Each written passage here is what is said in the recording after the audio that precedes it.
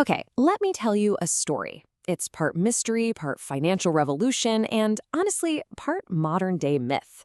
It's all about a ghost in the machine who kicked off a global movement and then just vanished into thin air. All right, let's get into it. This is the origin story of Bitcoin. To really get why Bitcoin even exists, you gotta rewind to 2008. The global economy was in a complete meltdown. Lehman Brothers, this giant on Wall Street, had just collapsed.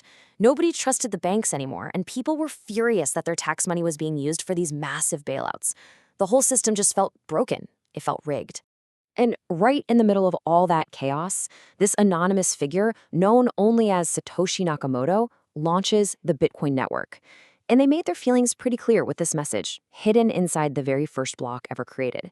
This wasn't just some random timestamp, it was a mission statement, a shot across the bow at a financial system that was failing everyone. But of course, that just opens up a huge can of worms. Who was this person, or maybe this group of people, that just created a whole new kind of money from scratch? And after you unleash something that could change the world, why on earth would you just disappear? That's the mystery that's right at the heart of this whole thing. So let's start with the creator themselves, the ghost in the machine. By 2011, Satoshi was completely gone, just silent. And the mystery gets even deeper when you realize they left behind about 1 million Bitcoin. We're talking tens of billions of dollars today. And the wildest part? Not a single coin has ever been moved. This disappearing act was clearly about way more than just money. Of course, that hasn't stopped a global manhunt from trying to figure it out. And look at this lineup. It's pretty wild. You've got Dorian Nakamoto, a guy who just happened to have the name. You have crypto pioneers like Nick Szabo and the late, great Hal Finney. Then there's Craig Wright, who very publicly claimed he was Satoshi, only to get shot down in court. And even Adam Back, an inventor who was actually cited in the original Bitcoin white paper. The truth? Yeah, it's still a total mystery. But you know, the creator is only half the story. Bitcoin only survived because of its very first believers, the ones who saw it as an idea, an ideology, not just a way to make a quick buck. Take a guy like Isaac Miller. He wasn't some Wall Street whiz, he was a teenager in Michigan who got into libertarian ideas and saw Bitcoin as this incredible tool for financial freedom. So back in 2013, he took this huge leap of faith and invested $2,000 that he'd saved up from his lunch cart business. That quiet bet, driven purely by belief, ended up turning into a multi-million-dollar fortune. But that kind of radical optimism was definitely not universal. For every true believer like Miller, there was a powerful skeptic who just saw a trap. The famous gold bug Peter Schiff, for instance, has been calling Bitcoin a modern-day tulip mania for years. To him, it's nothing more than a speculative bubble propped up only by the hope that you can sell it to the next person for more. And this really gets to the core debate that is still raging today. Is Bitcoin digital gold, a way to protect yourself and your wealth from a broken system? Or is it a digital tulip, this beautiful thing that's ultimately worthless, a bubble waiting to pop? This one question, this one conflict, really defines the entire space. So this dream of a new financial world, well, it slammed headfirst into a pretty harsh reality. Because when there's no central authority, no one to call for help, a whole new world of danger opens up. We're talking hacks, heists, and just painful, painful human error. And nothing, I mean nothing, illustrates this better than the story of Mt. Gox. It actually started as a website for trading Magic the Gathering cards, but by 2013, it was handling over 70% of all Bitcoin trades in the world.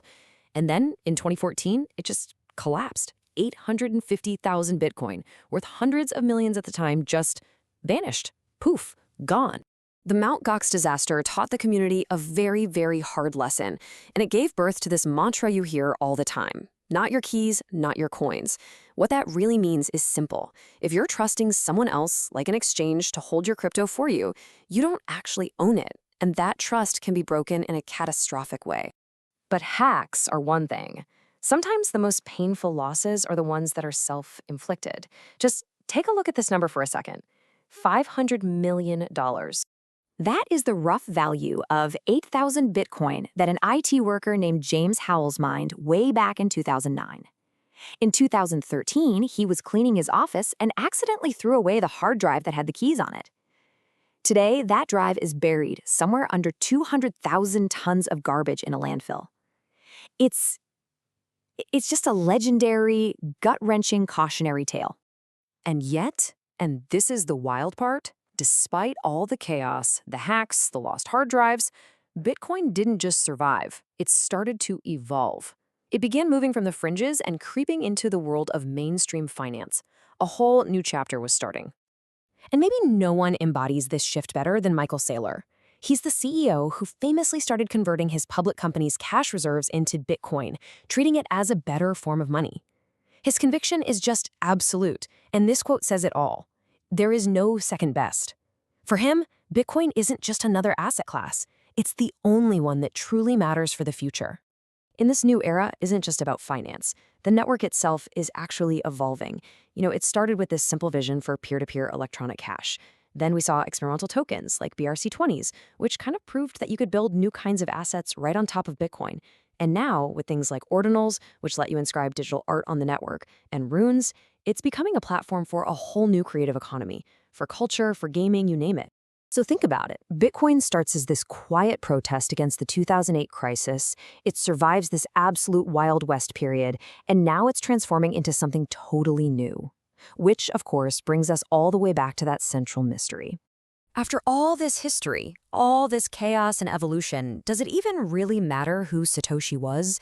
Well, the answer to that question might just be the most important part of this entire story.